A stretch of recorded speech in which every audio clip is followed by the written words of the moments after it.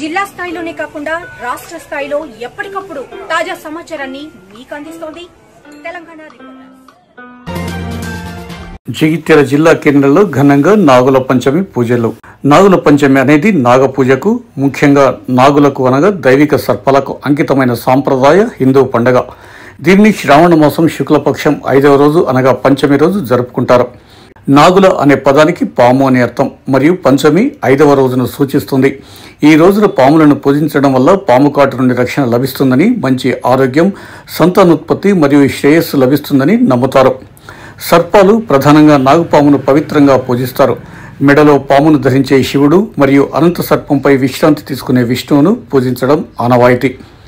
నాగుల పంచమి అనేది హిందూ సాంప్రదాయంలో మానవులకు, ప్రకృతికి, ముఖ్యంగా సర్పాలకు మధ్య ఉన్న భక్తి శ్రద్ధలను ప్రతిబింబించే మహిళల పండుగ.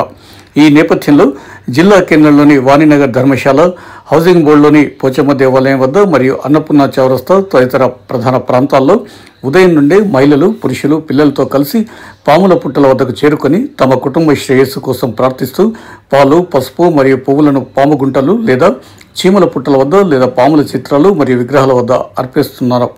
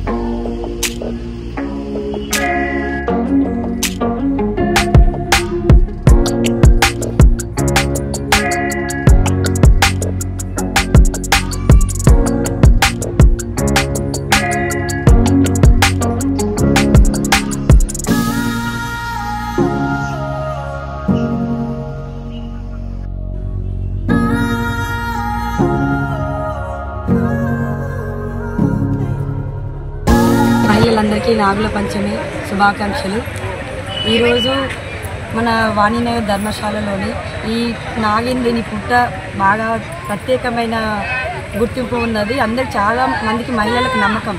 ఇక్కడ మేము పాలు పోస్తే చాలా బాగా మంచి జరుగుతాయని అందరికీ అధిక సంఖ్యలో నమ్మకం కాబట్టి చాలామంది పెద్ద సంఖ్యలో అందరూ దర్శనం చేసుకుంటారు. అలాగే ధర్మశాల ఇది రాజరాజేశ్వర స్వామి ఆ దేవుని అందులో జంట నాగేంద్రుడి దర్శనం కూడా చేసుకుని అభిషేకం చేసుకుంటారు. నా పేరు జ్యోతి. జగిత్యాల ప్రజలందరికీ నాగుల పంచమి శుభాకాంక్షలు. మహిళలకు, పెద్దలకు అందరికీ నాగుల పంచమి శుభాకాంక్షలు. మేము లండన్లో ఉంటాము. మాకు అక్కడ ఈ గుళ్ళు ఇంత వసతి ఉండదంటే అంత దగ్గరగా ఉండవు. ఎక్కడికి వెళ్ళి మేము కూడా ఇక్కడ జంట నాగులకు మెరుగైన వైద్య సేవలు అందించాలి. ఆరోగ్య కేంద్రాల్లో అవసరమైన మందులు అందుబాటులో ఉంచుకోవాలి. కలెక్టర్ సత్యప్రసాద్. రోగులకు మెరుగైన వైద్య సేవలు అందించాలని జిల్లా కలెక్టర్ సత్యప్రసాద్ అధికారులకు సూచించారు. మంగళవారం మధ్యాహ్నం 3 గంటల ప్రాంతంలో బీర్పూర్ మండలంలోని పల్లె దవాఖానాను జిల్లా కలెక్టర్ ఆకస్మికంగా తనిఖీ చేశారు. ఆసుపత్రిలో వైద్య సేవల గురించి నేరుగా పేషెంట్లను అడిగి తెలుసుకున్నారు. ఆసుపత్రి చుట్టుపక్కల ఖాళీ స్థలంలో ఆవరణలో ఉన్న పిచ్చి మొక్కలు, ముళ్ళ చెట్లు తొలగించి వెంటనే శానిటేషన్ చేయించాలని అధికారులను ఆదేశించారు. వర్షాకాలం సీజనల్ వ్యాధులపై అప్రమత్తంగా ఉండి జాగ్రత్తలు తీసుకోవాలన్నారు. డెంగ్యూ, మలేరియా వ్యాధులు ప్రబలకుండా అవసరమైన మెడిసిన్ అందుబాటులో ఉంచుకోవాలని పేర్కొన్నారు. ఆరోగ్య కేంద్రం ఆవరణలో పేషెంట్ల గదుల్లో శుభ్రంగా ఉండేలా చూడాలని, పరిసరాల పరిశుభ్రత పాటించాలని సూచించారు.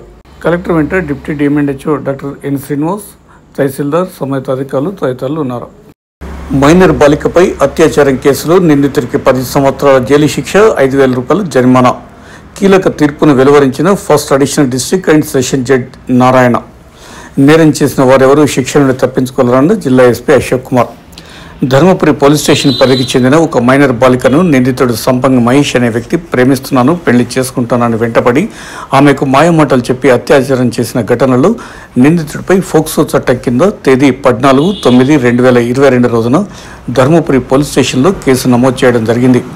ఈ కేసును దర్యాప్తు చేసిన అప్పటి ఇన్స్పెక్టర్ కోటేశ్వర్, ఎస్ఐ కిరణ్ కుమార్లు కోర్టుకు ఆధారాలు సమర్పించారు.